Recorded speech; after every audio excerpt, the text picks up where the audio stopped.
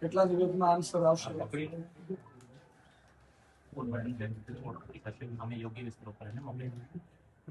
આપ પહોંચાડી દેશો એટલે એ અમને ક્યારે ખબર પડશે પહોંચી ગયું છે? કોર્ટ મેટર છે, એમાં તારીખ ઓકે નહીં હોય, તારીખ ઓકે નહીં નહીં, રાષ્ટ્રપતિ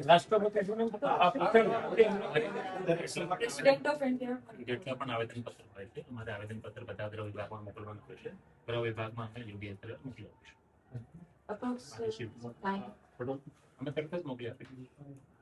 ગૃહ વિભાગને મોકલી આપીશું. પછી જે કોર્ટ મેટર છે તો કોર્ટ નથી. મેં આજે આવેદનપત્ર માનનીય રાષ્ટ્રપતિને આપવા માટે ચંદ્રભાઈના સમર્થનમાં મેં લગભગ 1 લાખ સાઈન કર્યું છે. આમ તો ગુજરાતમાં 16 લાખ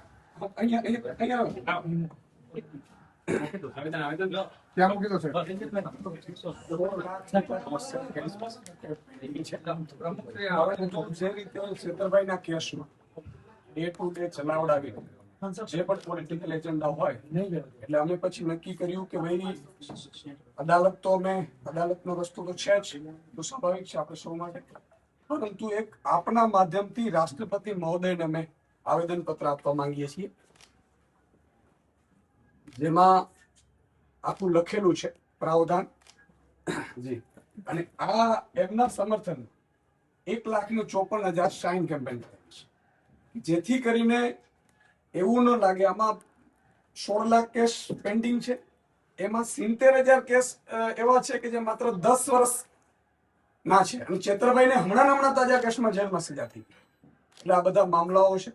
આપશ્રીને મારી વિનંતી છે કે આ બધાની લાગણી છે કે જે પણ જનનાયક પોતે પોતાના સમાજના મુદ્દા ઉઠાવતો હોય એમાં સરકાર વિરુદ્ધ પણ હોઈ શકે, જરૂર નથી કે સરકારની પક્ષમાં જ. સ્વાભાવિક છે, લોકોની લાગણીઓને માન આપીને લોકો સાથે રહ્યા છે, એટલે એટલા લોકો સાથે અમે આપને આપીએ છીએ. આપ રાષ્ટ્રીય મહોદય શ્રી અને સીએમ સાહેબ અને રાજ્યપાલ શ્રી આપ પહોંચાડી આપશો એ મારી નમ્ર આગ્રહ છે. Thank you.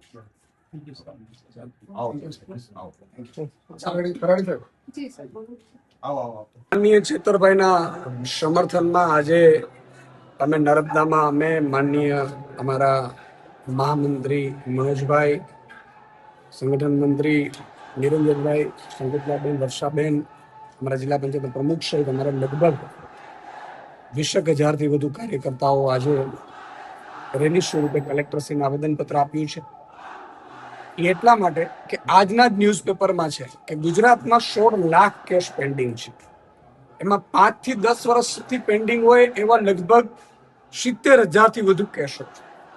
ત્યારે હમણાં ચેતરભાઈ ઉપર કેસ કરવામાં આવે છે, વનકર્મીઓ દ્વારા કેસ કરાવવામાં આવે છે. ચેતરભાઈ સમાધાન કરી દીધું પછી પાછળથી ભાજપના પ્રેશરમાં કેસ કરવામાં આવ્યું, ડે ટુ ડે કેસ ચલાવડાવી માનનીય ચેતરભાઈના પત્ની શ્રી સંકુતલાબેન અને આખી ટીમને અને ખેડૂતોને જ્યારે જેલમાં નાખવાનું ષડયંત્ર કર્યું છે ભાજપે, ત્યારે મેં આજે માનનીય રાષ્ટ્રપતિશ્રીને, માનનીય રાજ્યપાલશ્રીને, માનનીય મુખ્યમંત્રીશ્રીને વાયા કલેક્ટરશ્રી અમે આવેદનપત્ર આપ્યું છે.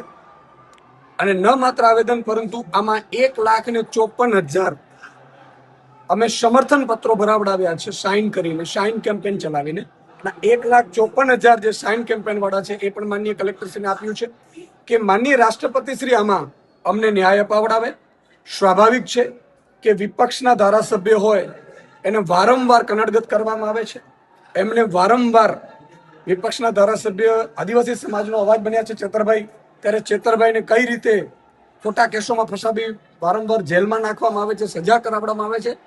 આનાથી તમામ આદિવાસી સમાજની મનોબળ તૂટ્યું છે કે શું આદિવાસી સમાજ માટે અવાજ ઉઠાવવો ગુનો છે.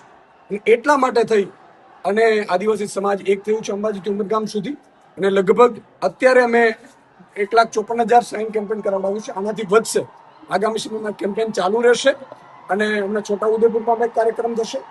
એટલે અમે અંબાજીથી ઉમરગામ સુધી વિવિધ કાર્યક્રમો ચેતરભાઈના સમર્થનમાં કરીશું. અને ભાજપ વાળાને અમે કહેવા માંગીએ છીએ કે ચેતરભાઈને એકને જેલમાં નાખીશો તો 10 લાખથી વધુ આદિવાસી યુવાનો સાઇન કરીને ચેતરભાઈ બનીને ચેતરભાઈના સમર્થનમાં એ રસ્તા ઉપર આવશે. દિલ્હી માટે દિલ્હી પ્રોટેક્શન થાય છે એના માટે. બિલકુલ દિલ્હીમાં આપ જુઓ જે રીતે જેનજી આખું ઊભું થયું, જંતર મંતર ઉપર પ્રોટેસ્ટ કરે છે, તો આજ 12 દિવસમાં અન્ના આંદોલન હતું તો તત્કાલીન સરકાર ઝૂકી ગઈ હતી. પરંતુ નરેન્દ્ર મોદીની સરકાર, ભાજપ સરકાર છેલ્લા 25-26 દિવસ સોનમ વાંગચુકજીએ ઉપવાસ કર્યા, એમના આ ઉપવાસ તોડાવડાવ્યા. તમે જુઓ આખા જૈનજી છે એના ઉપર અત્યાચાર કરવામાં આવ્યો છે, લાઠી વરસાવડાવી છે. કહેવા માંગુ છું કે આજ યુવાનોના મતથી ભાજપ સરકાર બેઠી છે.